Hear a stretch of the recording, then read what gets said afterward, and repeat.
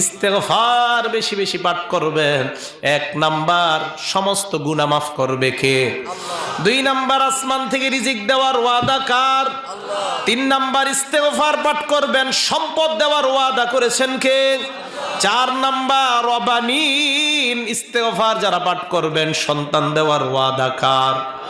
৫ number, ওয়ায়াজআল লাকুম জান্নাত, মরণের পর আল্লাহ পাক রব্বুল আলামিন চিরস্থায়ী জান্নাত দেওয়ার ওয়াদা করলেন।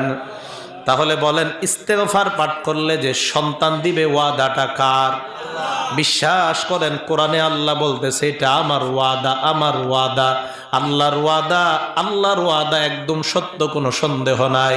তাহলে ইস্তেগফার সকলে আমরা পাঠ করব কি করব না?